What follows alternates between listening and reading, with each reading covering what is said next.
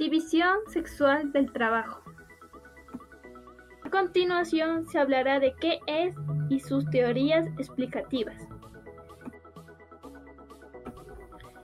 Es el cómo se han dividido las labores productivas y reproductivas según los sexos y el género. Ha sido largamente reconocida como una de las formas de organización social y económica más básicas de nuestras sociedades. En esta discusión han participado desde los movimientos feministas hasta los distintos antropólogos, sociólogos, economistas, psicólogos y otros académicos. Los estudios se han enfocado tanto en sus causas como en sus consecuencias y existen muchas propuestas que en gran medida dependen de la tradición específica de quien las explica. ¿En qué consiste la división sexual del trabajo? Cuando hablamos sobre la división sexual del trabajo nos referimos al proceso mediante el que se han atribuido habilidades, competencias, valores o responsabilidades a una persona con base en sus características biológicas asociadas a uno u otro sexo. Esto se traduce en la división de tareas que son fundamentales para la organización social, según lo que corresponde a alguien por ser hombre y a lo que le corresponde por ser mujer. Los estudios sobre la división sexual del trabajo nos han hecho posible analizar por qué las mujeres nos encontramos tradicionalmente vinculadas al espacio doméstico y por qué los hombres están más vinculados al espacio público, lo que a su vez configura una identidad femenina en relación a los valores del cuidado hacia procurar el bienestar de los demás, y una identidad masculina relacionada con los valores de la provisión, el abastecimiento de los recursos necesarios para la subsistencia. En otras palabras, a la mujer se le ha reducido tradicionalmente la capacidad biológica reproductiva, con lo que su principal actividad económica es la reproducción de la fuerza del trabajo y así se ha encargado históricamente del cuidado. Y a los hombres se les ha comprendido en relación con la fuerza física. Y con esto se le asignan las labores relacionadas con el espacio público y la producción económica. Es así como a partir de esta división se generan y se transmiten una serie de creencias, normas y valores, a partir de las cuales emergen los ideales de feminidad y masculinidad. A continuación se hablará del feminismo, porque es un movimiento que ha luchado por la igualdad de las mujeres. El inicio del feminismo lo encontramos en el siglo XVII y se concreta en el siglo XVIII, con la aparición de los textos constitucionales que incorporan el concepto de ciudadanía, libertad e igualdad como categorías políticas. El feminismo comienza a existir como movimiento político, haciéndose que la libertad deje de ser una excepción, convirtiéndose en un derecho legítimo para el conjunto de las mujeres, un movimiento político que tiene la capacidad para analizar la realidad, denunciar las injusticias y proponer alternativas políticas para el cambio. Un ejemplo que conocemos bien es la respuesta que desde el feminismo hemos dado a la violencia de género. Lo primero ha sido identificarla como una agresión que se ejerce contra las mujeres y posteriormente proponer las leyes que ayuden a prevenir, erradicar y actuar ante estas situaciones. Por tanto, el feminismo es la práctica democrática que se pacta en el espacio político abierto por el conjunto de la ciudadanía. No existe democracia sin feminismo y no puede existir feminismo sin democracia.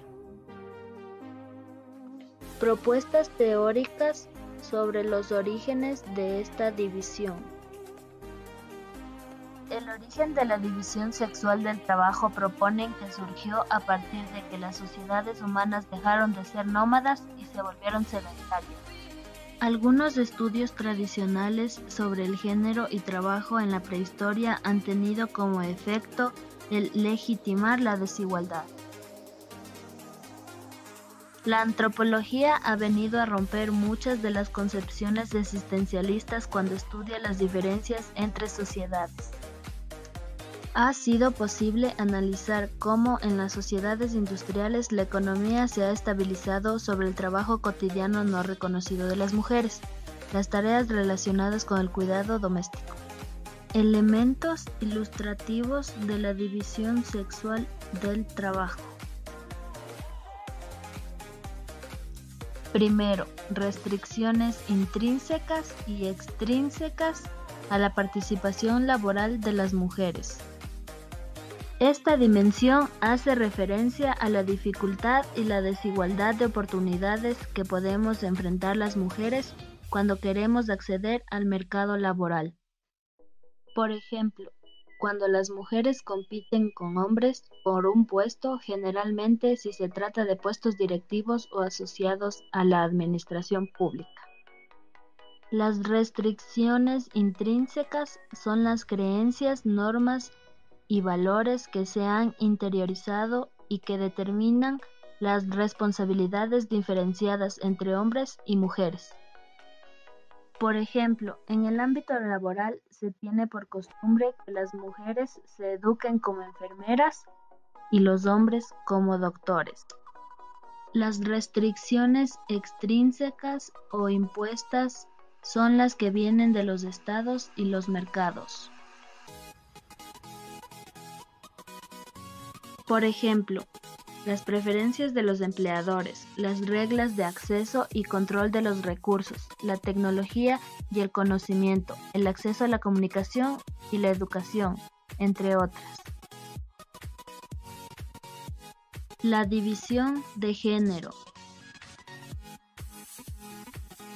El género es el conjunto de características socioculturales asignadas a hombres o mujeres para que cumplan un determinado rol caracterizado por la sociedad. Por ejemplo, en sociedades tradicionales las mujeres cocinan, los hombres manejan un auto, pero en sociedades modernas cada persona tiene la libertad de elegir el rol social que quiere cumplir. Segundo, segregación vertical y horizontal de las mujeres en el trabajo remunerado. El término de segregación social hace referencia a cómo está distribuido el acceso a los distintos espacios y a partir de qué autoridades y qué recursos. En este caso, hace referencia específica a la distribución desigual entre hombres y mujeres dentro del mercado laboral. Esto es importante porque existen varias formas de segregar que son menos visibles que otras. Aunque estadísticamente las mujeres alcancemos un mayor acceso a la educación o a trabajos de distintos tipos, se pueden enfrentar también a otras barreras que son consecuencia de la desigualdad de género dentro de esos puestos. Una de esas barreras puede ser el que las mujeres nos hemos incorporado al sector productivo, especialmente si se trata de ejercer tareas de cuidado doméstico, lo que representa una doble carga para la mujer de más alta emancipación. La segregación no solo debe entenderse en términos cuantitativos, sino cualitativos, lo que no es posible comprender si no se consideran algunas categorías determinantes en las relaciones sociales y laborales, como lo es el género, la clase, la raza, la edad, entre otras. Incluso existe una línea de investigación que aborda todo esto, conocida como la economía feminista de la conciliación. Tercero, la masculinidad y el trabajo remunerado. La masculinidad y la feminidad responden a un proceso histórico y cultural de construcción de valores, prácticas y roles. Algunos valores generalmente atribuidos a la masculinidad son la autonomía, la libertad, la fuerza física, la racionalidad, el control emocional, la rectitud, la responsabilidad, entre otros. Para alcanzar estos valores, los hombres tienen que reconocer y respetar a las demás personas, cuestión que ocurre en gran medida a través del espacio laboral remunerado. En nuestras sociedades, generalmente se relaciona el espacio público y productivo con la necesidad de ignorar las dolencias, malestares, enfermedades, mientras que el privado tiende a relacionarse con el cuidado de los espacios para los niños y mujeres. La intervención del trabajador social en la división sexual del trabajo. El trabajador social infiere de varias maneras, primero ejerciendo la igualdad de derechos entre hombres y mujeres y que cada uno tenga acceso al mismo nivel de educación o empleo, fomentando la igualdad de género. Por otra parte, no se puede discriminar a la mujer en cualquier condición que se encuentre, puede ser estudiante, profesional, empleada o ama de casa, ya que ella posee las mismas capacidades que el hombre para hacer un trabajo eficiente y colocarse de manera digna, empoderada y respetada en la sociedad. Por último, la trabajadora social apoya la equidad entre el hombre y la mujer.